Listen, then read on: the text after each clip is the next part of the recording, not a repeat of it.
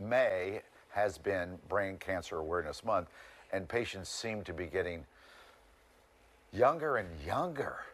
And cancer took the life of a Montgomery County man, Michael DiTore, and he was a husband, a new father, and just 30 years old.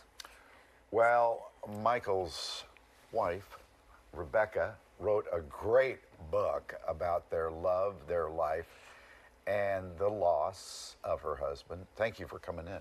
Thank you so much for having me. All right.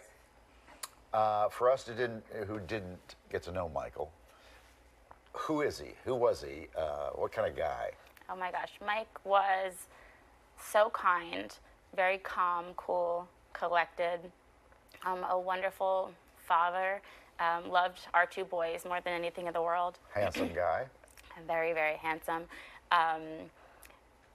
Loved sports, friends with everyone. I mean, really, no one had a bad thing to say about him. He was a very, very kind, gentle, sweet person. You met him in what grade? We met in 8th grade. 8th grade. And started dating when? In 9th grade. Wow. And we're together through marriage and on, so. Wow. Yes. So describe your love then. What was that like? I mean, you've known him most of your life. We grew up together. Yeah. I mean, we were kids. We wrote notes back and forth in 8th grade. He asked me out at the homecoming dance in 9th grade. And we grew up together. We managed the long distance in college, went to different colleges. So we had a really, really beautiful, easy love story. So he has been a constant in your life. A constant. And you lost him 2 years ago? Almost 2 years ago. How do you fill that void then? I mean, you have 2 kids to raise.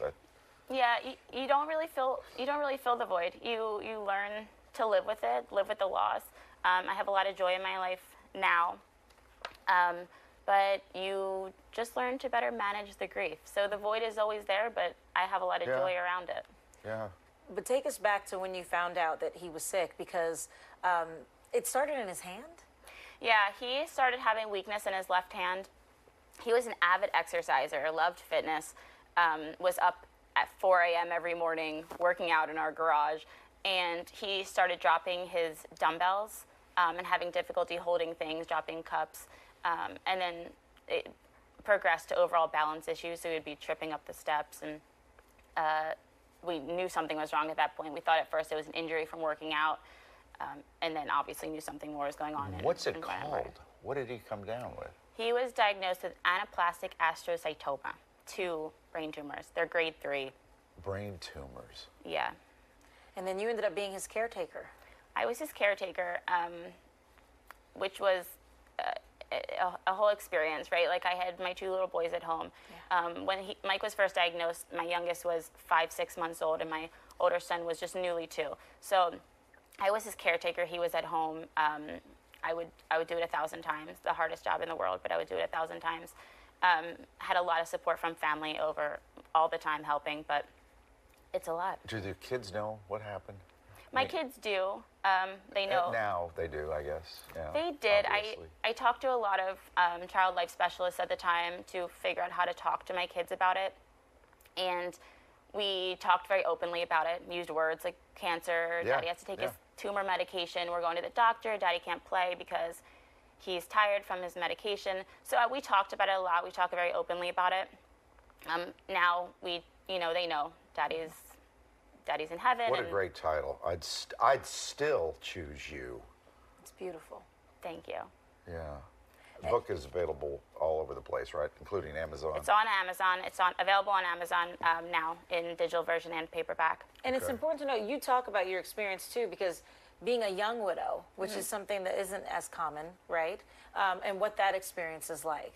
Because you still have a lot of living to do, and you still have to raise 2 young kids. Yeah. It's a very caregiving and being a young widow are isolating experiences. So I've shared a lot on social media. I started a blog and through this book to share my experience, because it was other people that I followed that helped me through those difficult times. Because when you can feel related to, when those feelings are validated, it's huge. So I've shared a lot of that experience for that very reason. That's a good idea. Are you in therapy? I went to therapy while Mike was sick. My kids and I go. to our feelings doctor, is what we call her. Yeah, good. But yeah, huge advocate for therapy. Well, thank you for sharing your story. Do you have any and big telling us events about coming Mike. up or anything? I have a nonprofit organization called the Small Moments Foundation. We create small moments of joy and healing for children who've lost a parent or sibling to cancer. Our big event is September 16th. It's the second annual Mikey D Memorial Golf Outing. We're looking for golfers and sponsors, and that's our main source of fundraising. So nominations for the foundation can be made through our website, children who've lost a parent or sibling to cancer. Yeah. Good for you. Thank you so much. Is that what you called him, Mikey? Mikey D. A lot of people called him Mikey D. Mikey D. Yeah. A lot of people called him Good that. to meet you. Good to meet you too. Thank you so much. Okay. Of course, and please tell your kids that we said hello. I Yes. will. I They're will. watching. Thank you. They're probably look into that camera right there. Camera 6. Dante and Dominic. I love you. That's awesome.